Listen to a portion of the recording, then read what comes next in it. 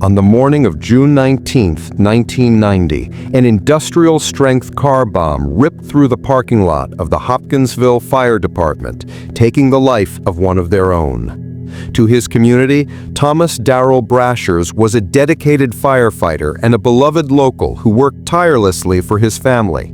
But in the final months of his life, his private struggle with a bitter divorce revealed a man with enemies. The question is not just who had the motive to eliminate him, but who possessed the specialized, lethal skill required to make his murder a secret that has been kept for 3 decades. The day began like any other shift change. Around 7 a.m., the scent of stale coffee and the clank of closing lockers signaled the end of Thomas Brashears' 24 hours on duty.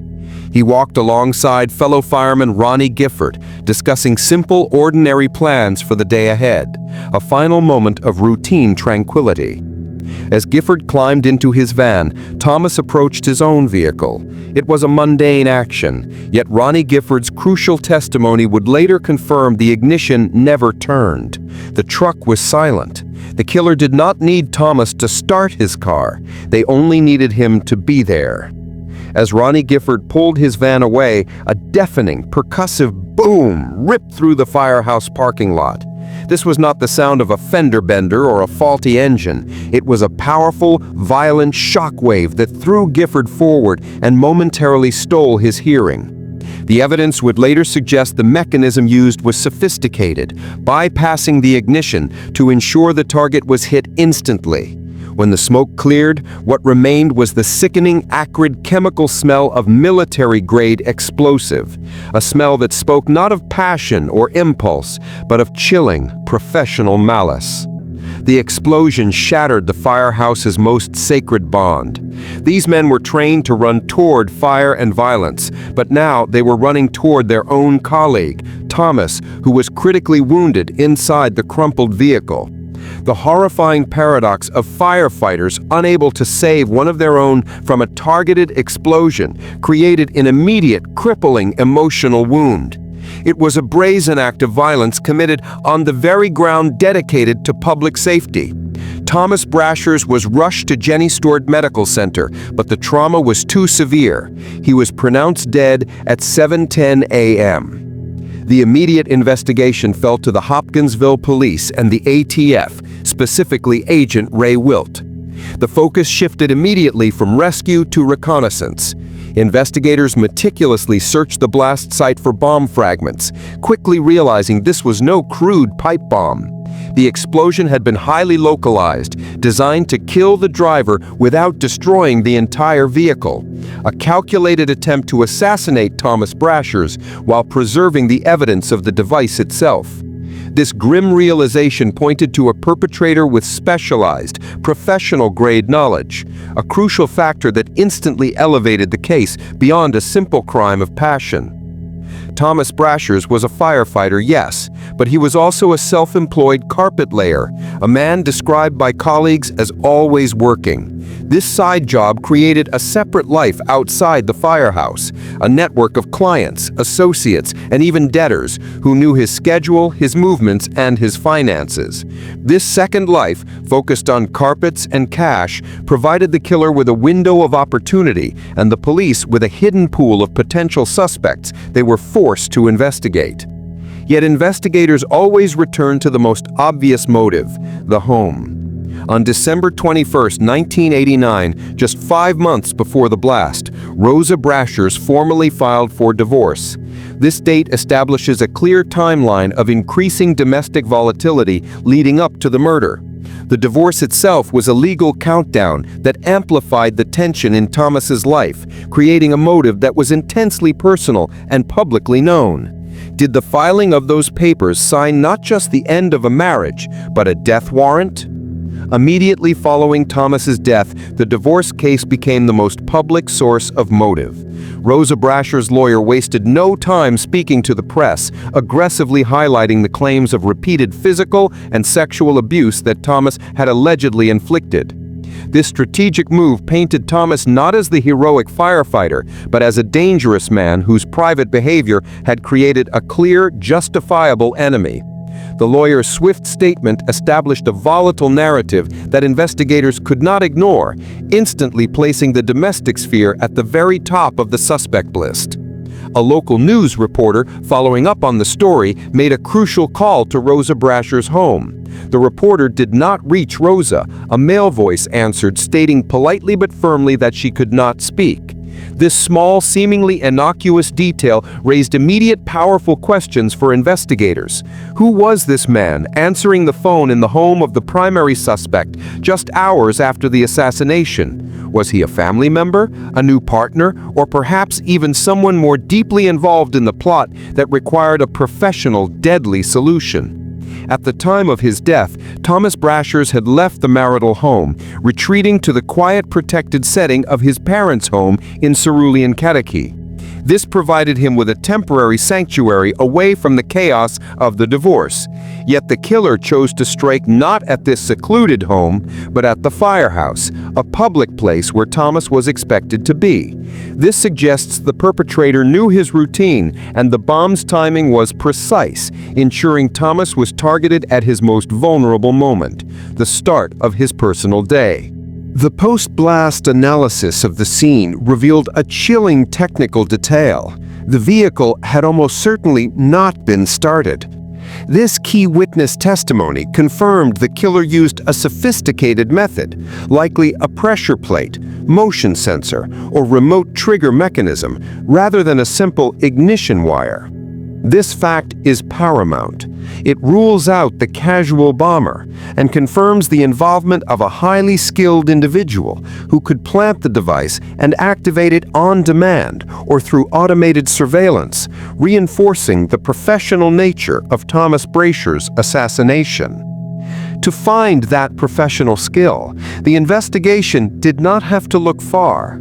Hopkinsville sits just a 30-minute drive north of Fort Campbell Army Post, home to thousands of personnel with specialized explosive ordnance disposal, or EOD, training. It raises the immediate, essential question: did the person capable of building such a targeted bomb come directly from the military community, exploiting the local resource of highly trained experts for a private, deadly contract? The sophisticated nature of the IED demanded an expert's input. For this type of assassination, you don't use simple black powder. You use materials designed for maximum focus lethality. An expert would confirm that the precision blast point towards someone familiar with military or professional demolition techniques. This crucial fact suggests that even if the motive was purely domestic, a bitter divorce, the means were bought and paid for from a source steeped in explosive know-how, perhaps a soldier or contractor working on the periphery of Fort Campbell.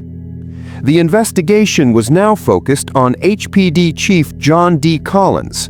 Early on, the chief assured the press that interviews were being conducted and that withholding details like the bomb's blueprint was necessary to ensure the integrity of the case. But that was where the transparency ended. The public record shows no further substantial updates from HPD. The file, which should have been burning red hot, suddenly went cold in their hands, marking the beginning of the case's strange, permanent disappearance from the official narrative. The human cost of Thomas Brashears' murder centered on his two young daughters.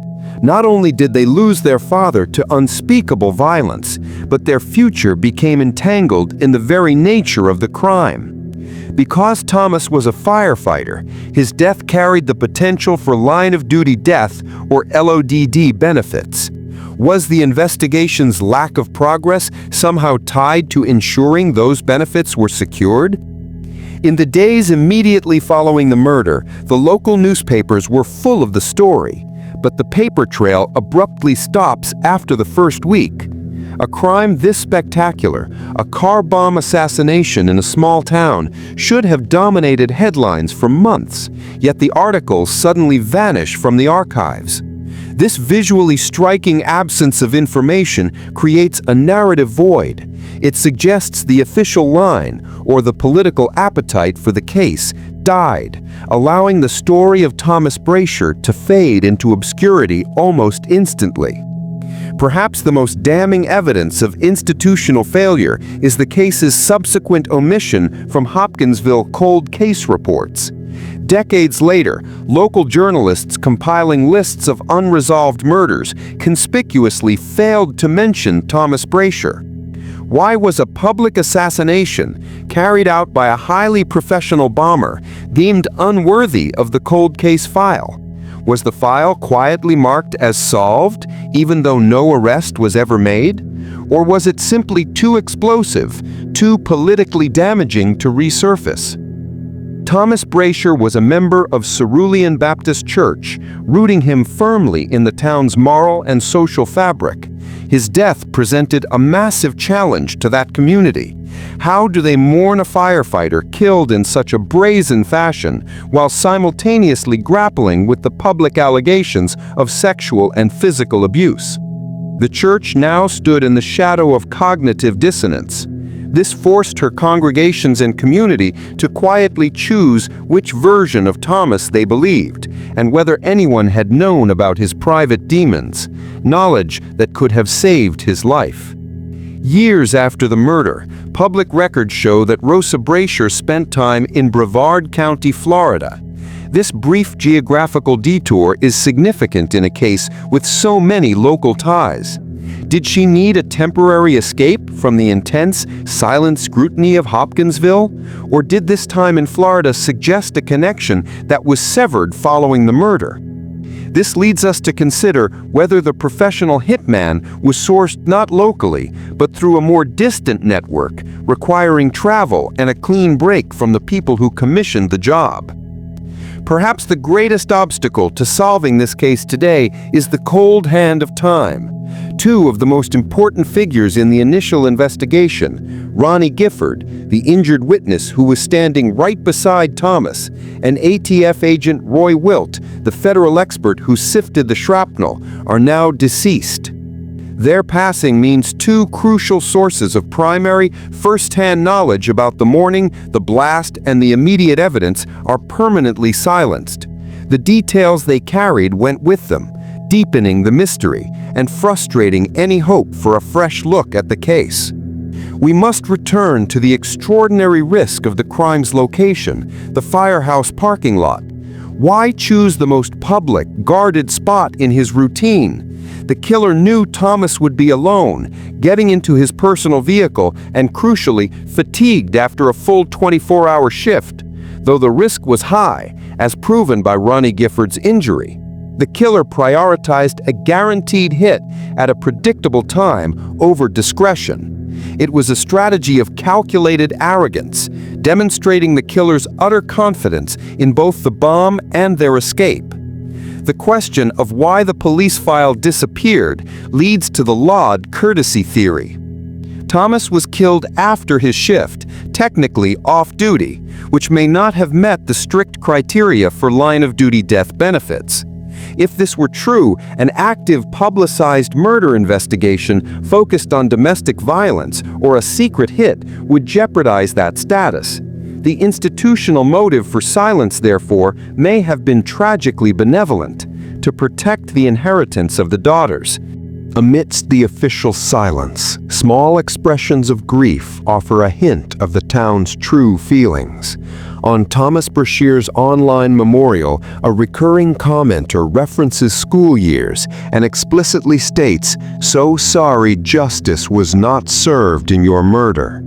This anonymous mourner, likely a childhood friend, demonstrates lifelong emotional investment in Darrell and suggests an underlying local belief that the killing was indeed a murder and that the killer is known, or at least suspected, by those who grew up with him. It is a whispered accusation against the lack of official resolution. Friends and fellow firefighters characterize the divorce as "getting nasty," a mundane phrase often used to mask escalating legal and personal hostilities. But in this case, nasty likely meant more than just shouting. It suggested deep, volatile conflicts over property, finances, and possibly the children. In a small town, such escalating disputes can lead to desperate measures. The investigation had to explore whether Thomas's murder was the culmination of financial threats or a custody battle that drove someone to seek an extreme, permanent solution. At the core of any volatile separation lies the financial motive. As both a firefighter and a carpet layer, Thomas had dual incomes and likely various assets tied up in his impending divorce. Did he have a significant life insurance policy, perhaps one that would only be fully released upon his death, or an undeclared asset that someone wanted to claim?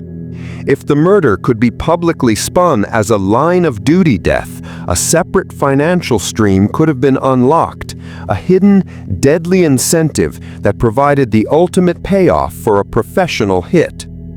Despite the ATF's early involvement, no information about the bomb's composition has ever been released to the public.